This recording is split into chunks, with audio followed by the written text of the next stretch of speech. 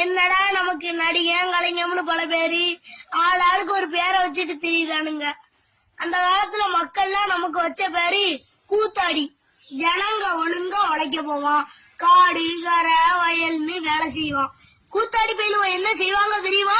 வீடு வீடா போய் பிச்சை எடுப்பாங்க. ஆத்தா கூத்தாடி வந்திருக்கோம், அரிசி கம்பு எதுவும் இருந்தா பிச்சை போடுங்க தாயி அப்படின்னு பிச்சை கேட்பான். அதுதான் அவனுக்கு சாப்பாடு. பகல்ல பூரா உழைச்ச மக்கள் நைட்டு சாப்பிட்டுட்டு கொஞ்ச நேரம் கூத்து பார்க்க வருவாங்க. ஆனா அப்பதான் கூத்தாடி வேலைய ஆரம்பிக்கும். உழைச்ச மக்களுக்கு உற்சாகம் தர்ற கூத்தாடி பரம்பரை தான் நாங்க.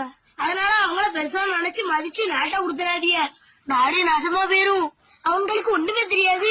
படிப்போ வேலையோ தொழிலோ முழுசா தெரிஞ்சிருந்ததுன்னா அவங்க ஏன் அங்க வந்து கூத்தாடுவாங்க? ஒன்னத்துக்கு லாய்க்கு இல்லாத பயிலுவதான் அங்க வருவான். அடிமட்ட வரிசை அது. அவனை விட கீழான மடைய ஒரு பயில் உள்ள தெரிஞ்சுக்கோங்க. அன்னைக்கு நாங்க வீடு வீடா போனோம், அரிசி கம்பு கேழ்வரகுன்னு போட்டாங்க, பசியாரணும். இன்னைக்கு விஞ்ஞானம் உங்களை எங்க கொட்டாயை தேடி வந்து காசு கொடுக்க சொல்லுது, அவ்வளவுதான். மித்தபடி நாங்க அன்னைக்கும் குத்தாடி, என்னைக்கும் குத்தாடி, இன்னைக்கும் குத்தாடி. இது புரியாம ரசிகர் மன்றம் தலைவம்னு கிளம்பிடாத. அசிங்கம் அவமானம். கூத்துக்கு அரிசி சோளம் கொடுத்தது மாதிரி காசு அள்ளி எரிஞ்சிட்டு போயிட்டே இரு. தலைவனை அங்க தேடாத. அவன ஒரு ஆள்னே நினைக்காதீங்க. காசு கொடுத்தா எப்படி வேணா நடிப்பாங்க, அயோக்கிய பயிலுவோம். இத சொன்னது நான் இல்ல, நடிகவேல் எம்.ஆர். ராதா.